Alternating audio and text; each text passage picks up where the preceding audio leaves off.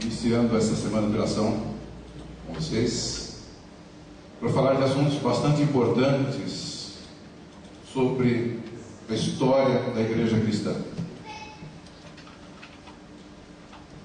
A história faz parte da religião, né?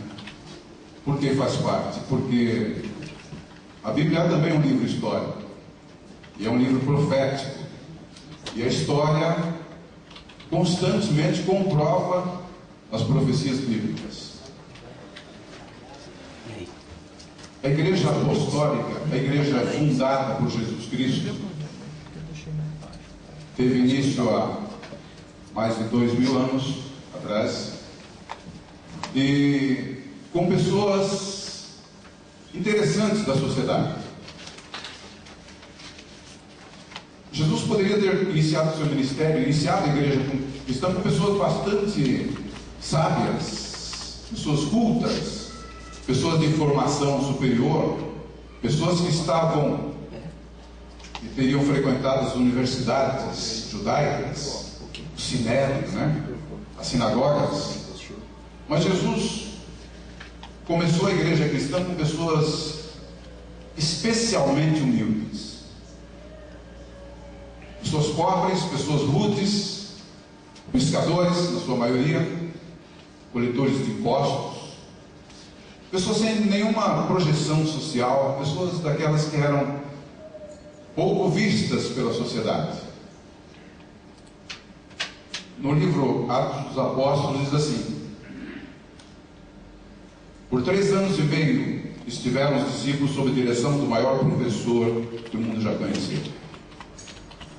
Por associação e contato pessoal, Cristo preparou-os para o seu serviço. dia a dia caminhavam ao seu lado, conversando com ele, ouvindo suas palavras de ânimo aos cansados e quebrantados, e vendo a manifestação de seu poder em favor dos doentes e sofredores.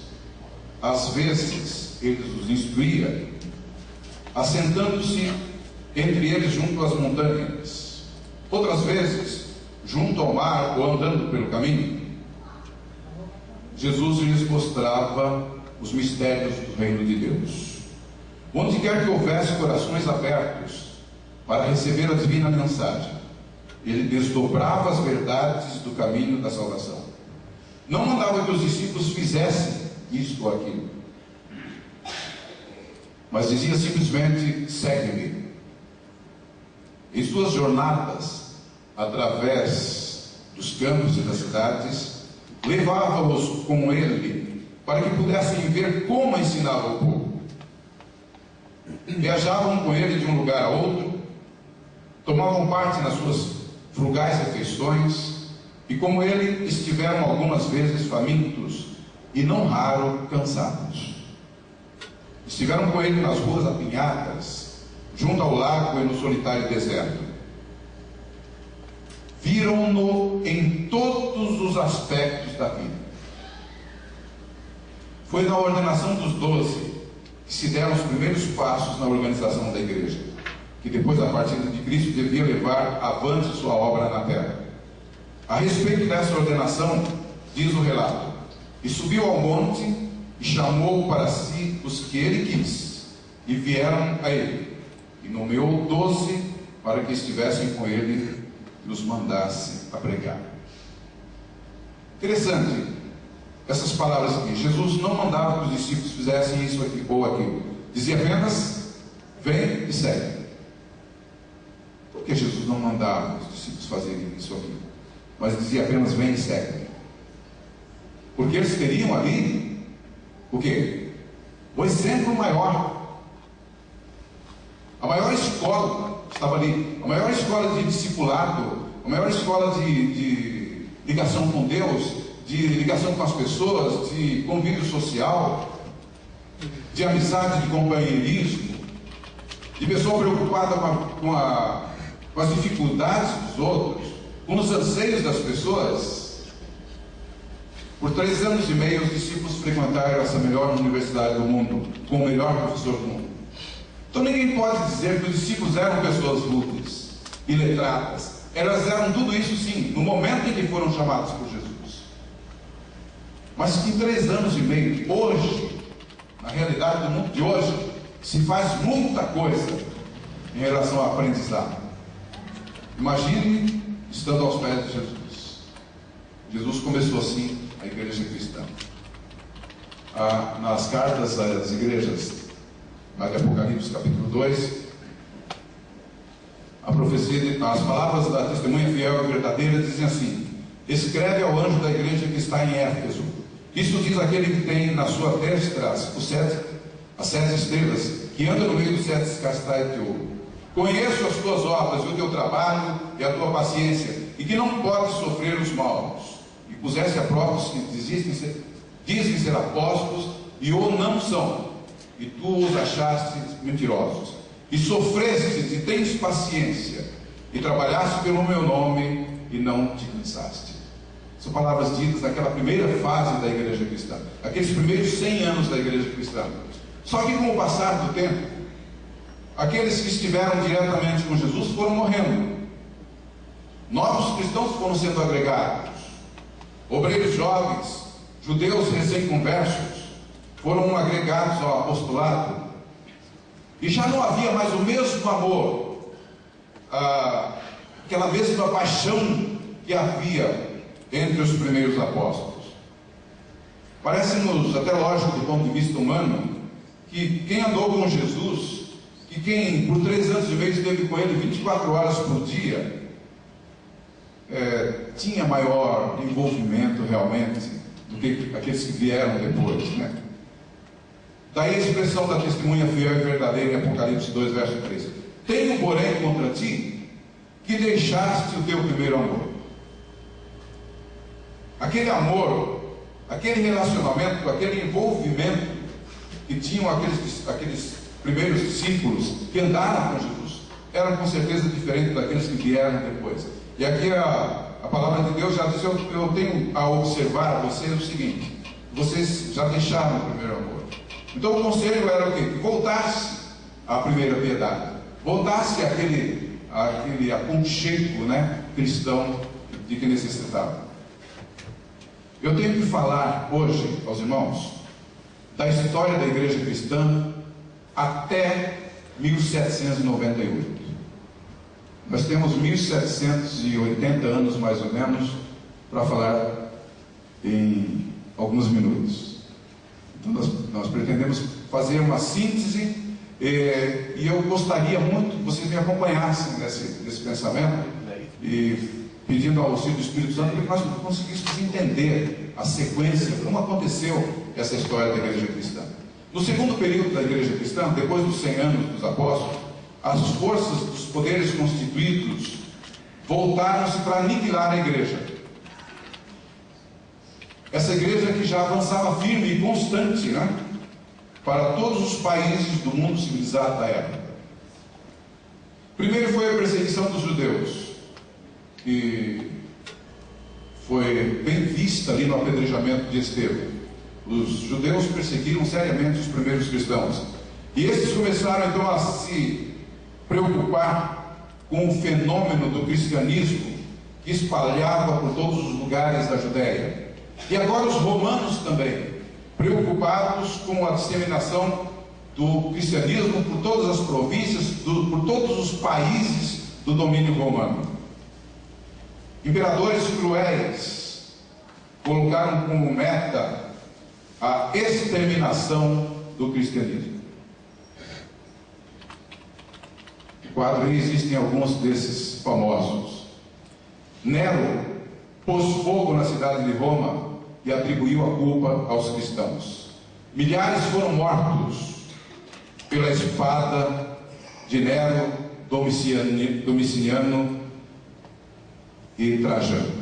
4 outros imperadores, Décio, Valeriano, Aureliano, Diocleciano e mais um quinto, chamado Galério, não foram menos cruéis.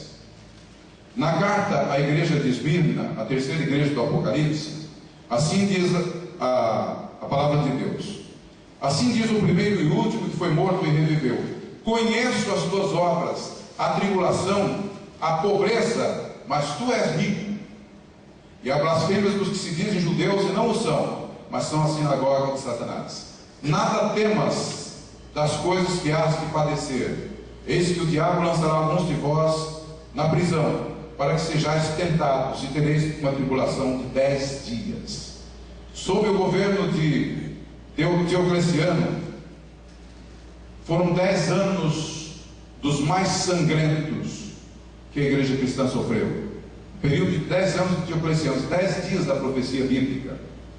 Mas a promessa era segura também: ser fiel até a morte e dar-te a coroa da vida. Foram muito difíceis aqueles dias. Foram os tempos das arenas, dos gladiadores, das pessoas entregues às feras, queimadas em praça pública, do Coliseu, né? Daquelas reuniões absurdas, aquele encontro de uma multidão de gente que se regozijava com a morte, com o martírio de pessoas que eram fiéis a Deus. Nos dias de Diocleciano, eles quase destruíram completamente as escrituras sagradas. Diocleciano entrou com o propósito de exterminar qualquer vestígio do cristianismo. Qualquer literatura que fosse encontrada, que fizesse referência às escrituras sagradas ou ao cristianismo, deveria ser destruída. Durante esses 10 anos, Diocleciano mandou vasculhar o império todo, a fim de destruir todos os escritos sagrados.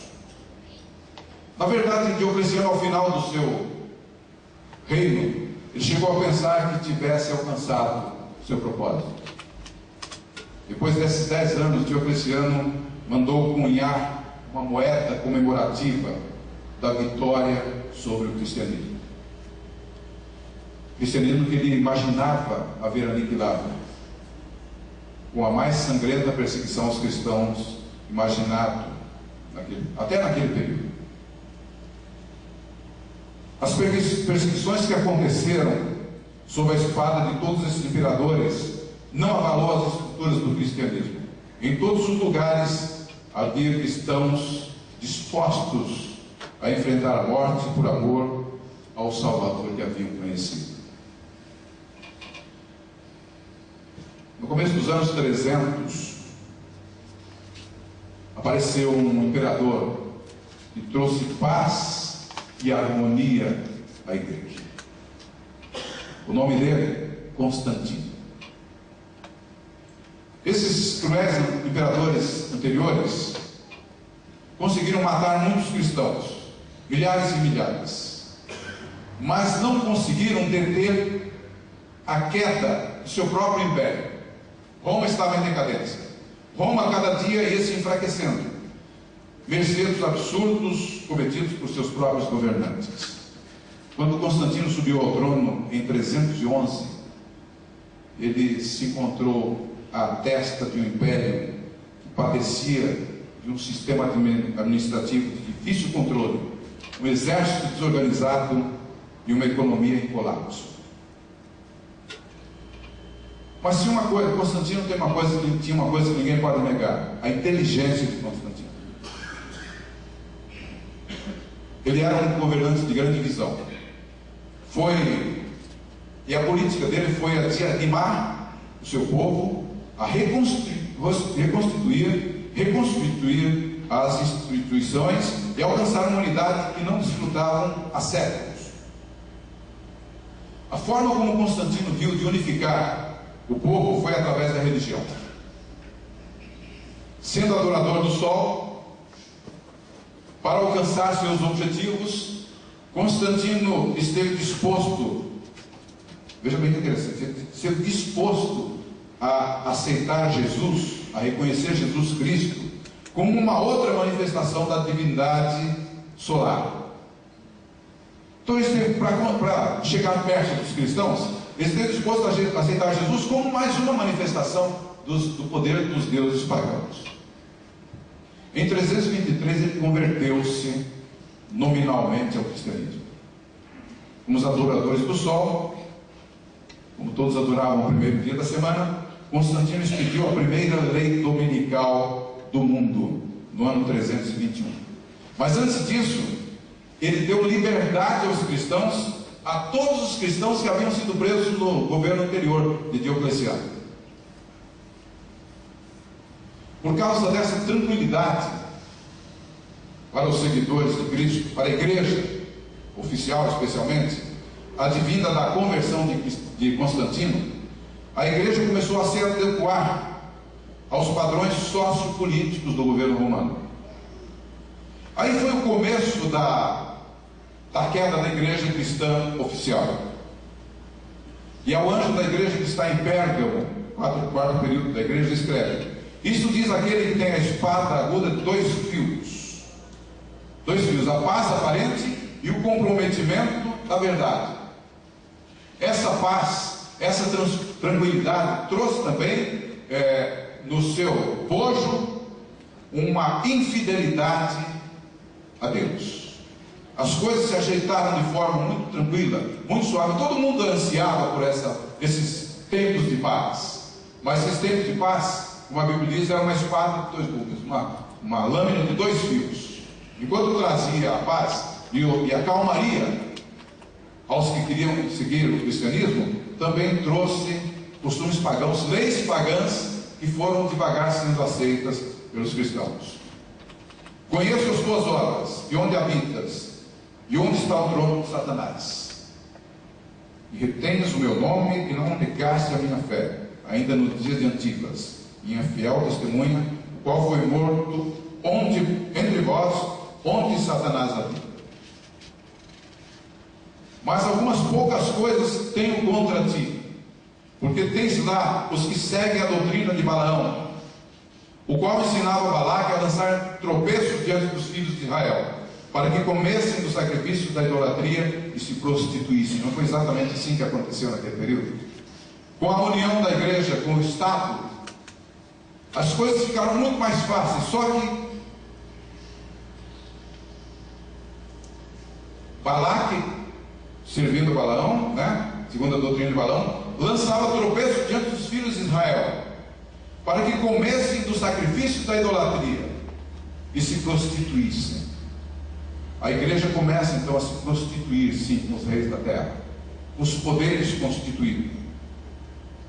Com a queda gradual do império, a igreja tornou-se também gradualmente a esperança institucional dos homens. Roma entrou em colapso depois de Constantino. Problemas econômicos permearam o império, e foi em virtude dessa situação que a metade do Império Romano Ocidental foi invadida pelos germânicos. Com o colapso desse sistema político, governo provincial e municipal, os bispos católicos romanos foram colocados como oficiais mais influentes, pelo que o povo os procurava para se submeter à sua liderança. Esses líderes eclesiásticos romanos chegaram a exercer atividades de prefeitos, governadores, generais. É uma mistura que para Deus não é conveniente, né? A mistura da fé com o poder. Quando os condes germânicos chegavam às províncias romanas, aqueles que haviam conquistado uma parte de Roma, aconteciam conflitos que não raro eram resolvidos em concílios provinciais mistos entre bispos e nobres. Aos poucos os germanos foram se convertendo ao arianismo e ao catolicismo, do arianismo ao catolicismo. Os germanos eram arianos. Com relação à fé, com o tempo acabaram se submetendo à liderança ao governo de Roma. A partir daí, o poder político-religioso do papado foi crescendo e se fortalecendo, até que lhe foi otorgado o posto de chefe universal da igreja, no ano 508 depois de Cristo. Todas as decisões que envolvessem questões religiosas teriam que obrigatoriamente passar pelo chefe da igreja de Roma. 30 anos depois, no ano de 538, o Papa recebeu oficialmente o poder de chefe de Estado.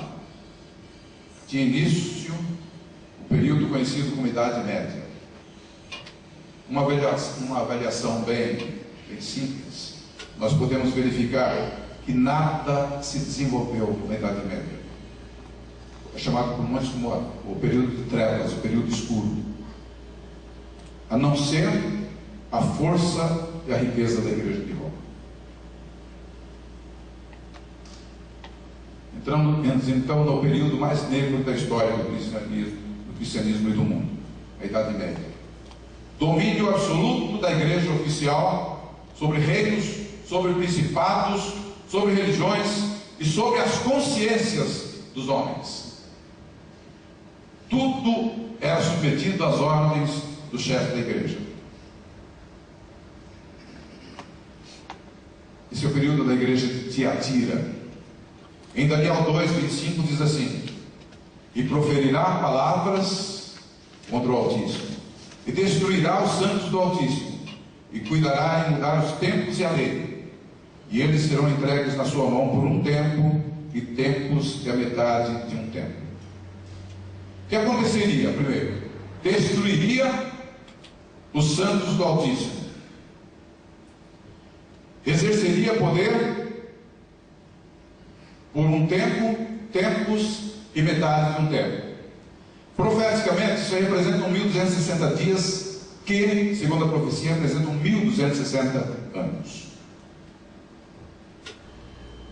Foram 1260 anos entre o ano 538, quando o Papa recebeu o poder de chefe de Estado, e o ano de 1798, quando o general Berthier invadiu o Vaticano, e quando o Papa realizava uma festa na Capela Sistina, ele foi preso pelo exército francês. De 538 a 1798, exatamente 1260 anos de absoluto domínio da Igreja Romana. Nós bem sabemos que a Igreja hoje reconhece seus pecados da Idade Média, reconhece publicamente, publica manifestos assumindo as culpas por tantas mortes, por tanto sofrimento causado àqueles que simplesmente não queriam seguir a sua orientação. Mas nós bem sabemos também que a profecia dizia exatamente isso: destruiria os santos do Altíssimo. Os maiores perseguidos foram os verdadeiros cristãos, foram aqueles que bruxos, feiticeiros, tudo isso foram perseguidos, judeus especialmente. Mas aqueles que tinham uma fé diferente, aqueles que não reconheciam a autoridade da igreja, que sustentavam a Bíblia como única regra de fé, esses foram os maiores perseguidos. Esses tiveram que se afastar do convívio da sociedade, tiveram que ir para os montes. Ali estavam os valdenses, os huguenotes e outros tantos povos que viviam escondidos, mudando de montanhas para montanhas, para não serem presos, torturados pelo poder maior. A igreja oficial agora estava divorciada da igreja verdadeira, da igreja de Deus. A igreja, diz a profecia, fugiu para o deserto. A mulher fugiu para o deserto, diz assim a profecia. Mulher, simbolizando a igreja, deve ir realmente para o deserto, para as montanhas, para as cavernas da terra, para poder desenvolver a sua fé, para poder ser fiéis ao que eles acreditavam realmente ser a vontade de Deus. Foi neste contexto, e nós não vamos entrar em mais pormenores, porque o nosso tempo é bastante curto. Foi neste contexto que no ano de 1510, o monge Martinho Lutero foi designado para uma missão em Roma. O coração de Lutero palpitou de júbilo diante da perspectiva de ver a face do Papa. Para ele era a encarnação viva da palavra de Deus, o resplendor de Cristo e dos apóstolos. Mas ao visitar a cidade, Lutero se desiludiu com a depravação que reinava naquele lugar. Tudo parecia uma grande feira, onde todos estavam à venda. Todos e tudo. Bispados estavam à venda, dioceses estavam à venda, sacramentos estavam à venda. Nas igrejas, nos locais de peregrinação, havia prostitutas e sacerdotes gananciosos, com a cruz no peito e palavras doces, distribuindo em troca de altas quantias cabelos de São João, dentes de São Jerônimo, inúmeras bacias de Pôncio de Pilatos, espinhos da coroa de Cristo, moedas de Judas. Havia lanças de madeiras tidas como originárias da cruz de Cristo, em quantidade suficiente para construir um grande navio. Erasmo de Roterdã escreveu isso aqui, está no livro Lutero e a Igreja do Pecado. Não foi um protestante que escreveu esse livro, foi um jornalista que escreveu. Foi subindo a escadaria da igreja de São Pedro, e segundo dizia a igreja, foi transportada milagrosamente de Jerusalém para Roma. Foi assim, submetendo-se ao sofrimento, ao sacrifício do corpo, que Lutero lembrou-se das palavras que um dia lhe havia sido dita por um bispo, por um padre também: o justo viverá da fé. Essas palavras, lembradas naquele momento por Lutero, atingiram como um raio o seu coração. Ele levantou-se na certeza de que o caminho para chegar a Deus não era subir de joelhos naquela escada. A visita à cidade santa fez com que Lutero passasse a olhar Roma de uma forma muitíssimo diferente do que ele sonhava encontrar. Poucas pessoas na história da humanidade teriam a coragem de fazer o que Lutero fez. Só com o poder de Deus e com a unção do Espírito Santo poderia alguém desenvolver aquele ministério. Ao lermos os enfrentamentos que Lutero teve, nós concluímos que não fosse a obra de Deus, Lutero não teria conseguido mudar as estruturas do mundo, o que aconteceu na Reforma Protestante. Em pleno vigor da mais forte instituição que o mundo já teve, o governo papal, durante a Idade Média, Lutero surgiu. Se vocês lerem os livros que falam contam a história de Lutero, da Reforma Protestante, Reforma do século XVI, são muitos livros.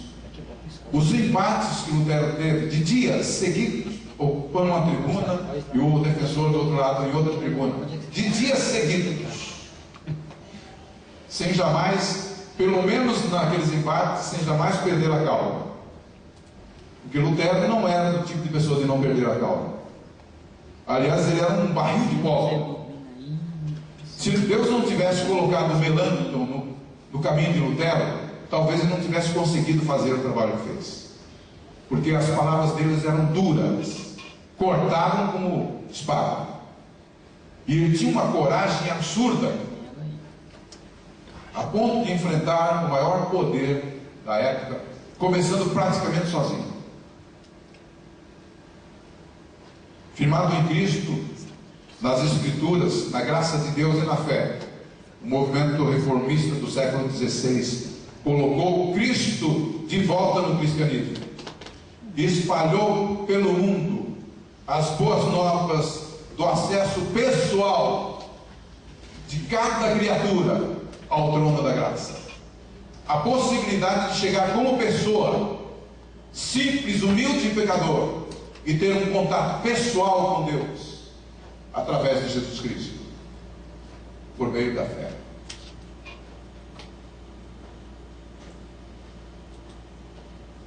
Abriu no coração dos homens a esperança da salvação pelos merecimentos de um Salvador morto e ressuscitado. Trouxe a paz aos filhos de Deus, que voltaram a ser ouvidos e que deram ouvidos também à voz do Evangelho da esperança e da salvação. Sabeis quais foram as bases que mudaram o mundo? E a reforma do século XVI mudou realmente. Mudou a história. Houve uma guinada dos rumos desse mundo. Alguém me mostra um grande feito da Idade Média? Alguma grande descoberta, uma grande criação científica? Os cientistas que despontavam eram julgados e condenados pela Inquisição. Galileu teve que retratar-se ao dizer que a Terra era redonda. E diz as entrelinhas da história, né, que ele disse: tá bom, não é redondo, para escapar da fogueira. E na saída ele resmungou e se move. Como se move, provavelmente ele não escaparia da fogueira. Os pilares da reforma: só Cristo, só as Escrituras, só pela graça e só pela fé.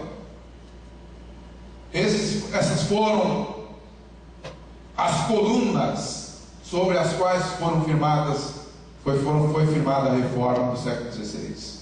Só por Cristo. Atos 4, versos 10 e 12. Seja conhecido de vós todos e de todo o povo de Israel, que em nome de Jesus Cristo, o Nazareno, aquele a quem vós crucificastes e a quem Deus ressuscitou dentre os mortos, em nome desse é que este está diante de vós. Ele é a pedra que foi rejeitada por vós, os edificadores, a qual foi posta por cabeça de esquina. E em nenhum outro há salvação, porque também debaixo do céu nenhum outro nome há, dentre os homens, pelo qual devamos ser salvos. Esse nome é Jesus. A primeira grande coluna da reforma do século XVI: só por Cristo. A segunda coluna: só as Escrituras como regra de fé. Toda a Escritura é o quê? Divinamente inspirada e proveitosa para ensinar, para redarguir, para corrigir, para instruir em justiça. Complementando esse verso bíblico, o livro Desejado de Todas as Nações, diz assim, que a Escritura é a regra de fé. E o que Cristo ensinou os discípulos, que eles deveriam ensinar às outras pessoas, era todas as coisas que ele havia ensinado. E diz mais assim, não há lugar para as tradições, para os costumes, nem para a legislação da igreja. A missão dos discípulos era ensinar tudo que Jesus havia ensinado, através dele e através dos profetas, através da sua palavra. A Bíblia é a única regra de fé. E qualquer regra de fé que contrarie este livro não é aprovado por Deus. Sem tradições, sem costumes, sem história dos pais, antigos, sem nada. A Bíblia é a única regra de fé. Só pela graça e só pela fé. Vou descer um pouco para ler os textos aqui. E vocês vão perceber que o movimento adventista endossa completamente esses versos. Porque pela graça sois salvos mediante a fé. Como é que nós somos salvos? Pela graça. Como alcançamos essa graça? Pela fé. E isso não vem de nós. A fé não vem de nós. É um dom de Deus. Não vem das obras para que ninguém se glorie. Eu costumo dizer assim, já pensou se Deus nos salvasse pelas obras? Ele ia eternizar o egoísmo do homem. Porque lá no céu a gente eu ia olhar para o André, e ele dizia assim, escuta, eu estou aqui porque eu fui bom, eu andei direitinho para você. Eu preguei muito, eu andei por aí falando da verdade para você. Por que você está aqui? Já Deus não ia eternizar o egoísmo do homem. Eu fiz tantas coisas. Jesus, aliás, diz assim, em teu nome não fizemos isso, não fizemos aquilo. E que o Senhor vai dizer? Eu não conheço vocês. Não vem de vós, é dom de Deus, não das obras para que ninguém se glorie. Porque somos feitura sua, criados em Cristo para as boas obras. Aqui sim, as quais Deus preparou para quê? Para que andássemos nelas. É claro, nós somos salvos pela graça mediante a fé. Mas ninguém é salvo pela graça de Cristo e continua como era. Porque essa graça maravilhosa tem o poder de transformar. Nós somos feitos novas criaturas em Cristo. Tanto que ele diz, criados em Cristo para as boas obras. É um pouquinho diferente de ser criados pelas boas obras, não é? Nós não somos criados em Cristo pelas obras, mas somos criados para as boas obras. Tendo encontrado Jesus, tendo aceitado pela fé, então nós vamos desenvolver o caráter e a semelhança de Cristo. Pois assim, como por uma só ofensa veio o juízo sobre todos os homens para a condenação, assim também por um só ato de justiça veio a graça sobre todos os homens para a justificação que dá a vida. Porque como pela desobediência de um só homem muitos se tornaram pecadores, assim também por meio da obediência de um só muitos se tornarão justos. Essas são as bases da reforma do século XVI. Veja bem o que diz o movimento adventista através de Ellen White. Esse santo substituto é capaz de salvar perfeitamente, pois ele apresentou o maravilhoso universo, perfeita e completa humildade em seu caráter humano e perfeita obediência a todas as reivindicações de Deus. O que é justificação pela fé? É a obra de Deus abatendo até o pó a glória do homem e fazendo por ele aquilo que ele não está em sua capacidade de fazer por si mesmo. Se a nossa glória não for abatida, se o nosso orgulho religioso não for abatido, nós não seremos justificados. É a obra de Deus, justificação pela fé, é isso. Abatendo até o pó a glória do homem, fazendo por ele aquilo que ele não está em sua capacidade de fazer por si mesmo. A ideia de que a justiça de Cristo nos é imputada sem que haja qualquer mérito da nossa parte, mas como um dom gratuito de Deus, é uma preciosa ideia. O inimigo de Deus e do homem procura impedir que esta verdade seja apresentada com clareza, porque sabe que se os homens a receberem plenamente, o poder dele será destruído. Irmãos, com toda a história da igreja, desde Cristo, até o final da Idade Média,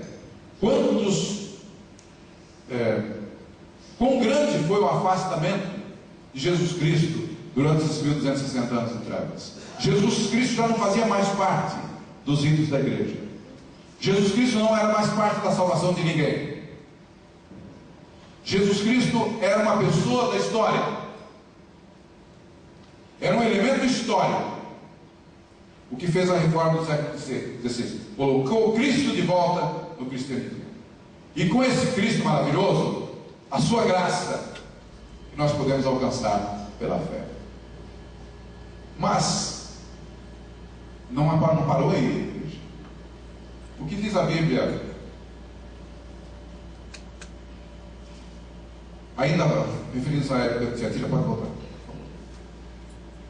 Melhor, outro quadro. Adiante. Isso. Eu vos digo a vós e aos restantes que estão em Tiatira, que outra carga vos não porei. Qual é a igreja de Tiatira? É aquela dos 1260 anos. O que, apesar dos sofrimentos, apesar do poder religioso ter dizimado aqueles que eram diferentes, que pensavam diferentes, eles tinham uma verdade. E foi dentro desse período que Lutero se levantou e constituiu a Reforma Protestante. Dentro do período mais crítico da igreja cristã, levantou-se uma voz. E o verso diz assim: e não vos darei outra carga. O anterior, por favor. Outra carga vos não porei. O que significa isso? Havia muito mais a saber, havia muito mais a conhecer do que a reforma do século XVI implantou. Tudo que a igreja precisava naquele momento era Cristo de volta, porque sem Cristo nada pode ser desenvolvido. As nossas obras não valem absolutamente nada sem Cristo. O nosso bom procedimento, para que vale? A nossa justiça, como trapos de imundície, precisava ainda alguma coisa ser acrescentada. Pode continuar? A vereda dos justos é como a luz da aurora, que vai brilhando mais e mais até ser dia perfeito. Com Cristo de volta na igreja, então poderia ser trazido de volta também para a igreja a vontade de Cristo, a palavra de Cristo, aquilo que a igreja ignorou por muitos anos, a verdade da lei de Deus, a sobrevivência da lei de Deus, apesar de tanta perseguição e tanta destruição. Devagar se foi sendo colocada na história da igreja. Nós podemos ver então, queridos, que a igreja de Deus, de Jesus Cristo, dos apóstolos, os primeiros discípulos, até o final da Idade Média, ela alternou bons e maus momentos. Aliás, vamos inverter um pouco. Momentos de grande perseguição e momentos de certa tranquilidade. A igreja foi sempre muito mais fiel nos momentos de crise. Na parte de Esmirna, lá, quando o governo romano perseguiu a igreja, eles foram absolutamente fiéis, morreram aos milhares, mas não renunciaram à sua fé. Depois veio o período tranquilo de Constantino, a igreja oficial se perverteu. Os que quiseram ser fiéis a Deus tiveram que fugir para as montanhas para servir ao Senhor. Depois vem outro período, o período de Tiatira, da Idade Média, de grande perseguição. E quantos foram os milhares, os milhões que morreram firmes no que haviam crido, na certeza da salvação vitória? Essas pessoas não morreram inutilmente, elas não eram mártires gratuitos, elas morreram porque elas acreditavam em Deus, elas acreditavam no Cristo Salvador, que podia sim, em sendo fiéis, nós estarmos com Ele por uma vida eterna, não para a vida cheia de dificuldades ou a morte que nos espreita a qualquer momento, mas para com Ele na eternidade. Próxima quarta-feira, esse assunto vai ser continuado, né? Nós paramos aqui no ano de 1798 com a Reforma Protestante.